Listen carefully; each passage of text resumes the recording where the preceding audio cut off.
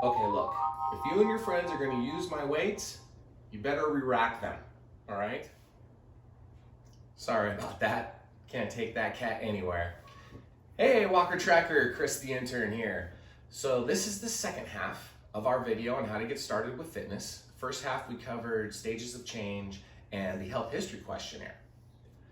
So once the health history questionnaire comes back and says you're ready for exercise, the next step is to see what your goals are. Now these goals need to be specific, measurable, attainable, realistic, and timely, or otherwise, SMART goals. So the next step is to figure out what your specific goal is.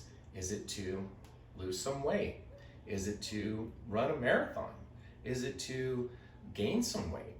Or are you just trying to feel better overall? Basically, you need to narrow down what that goal means to you. So a few qualifying questions you might ask yourself is, who's involved in this goal? And what do I want to accomplish with this goal? Another one is, where is this goal going to be achieved? And when do I want to start achieving this goal? The next step is to see whether or not these goals are measurable. For example, if I'm trying to lose 5 pounds in a month, then that means every week I want to be on the goal of losing 1 pound a week. That way I can measure whether or not I'm going to achieve my monthly goal of losing that 5 pounds. The next step is to see whether or not your goal is achievable.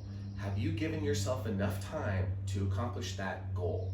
So a few questions that I like to ask myself when I'm setting up a goal is, do I have the resources and the capabilities to achieve this goal?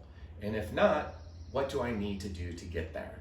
And have others achieved this goal before me?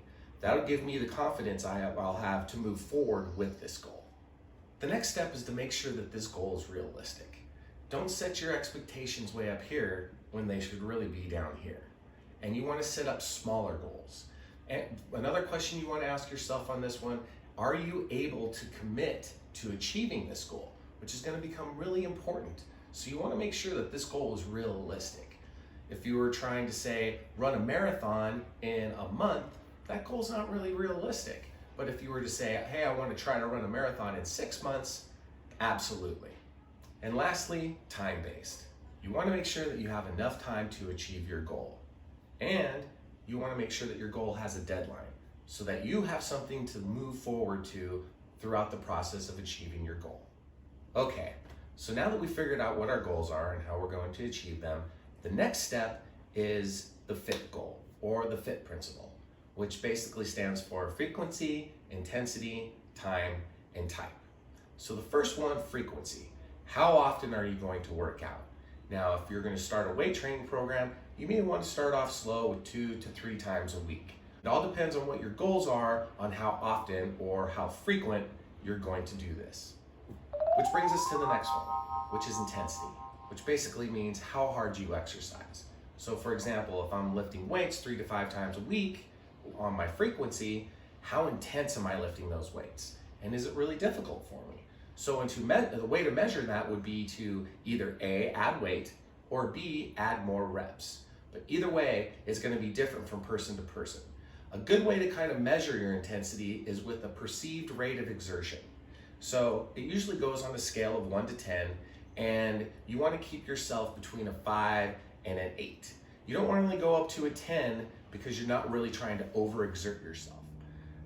The next one is time. How often are you going to work out per week? The American Council of Sports Medicine recommends 150 to 300 hours per week. Now this all depends on the individual. I definitely recommend starting at the 150 and gradually working your way up. And lastly, what type of exercise are you going to do? Do you want to do weight training? Do you want to do cycling? Do you want to do Zumba? Do you want to do some sort of cardio? Do you want to train for a marathon? That all depends on the individual. Whatever type of exercise you choose, you want to make sure that you're having fun with it.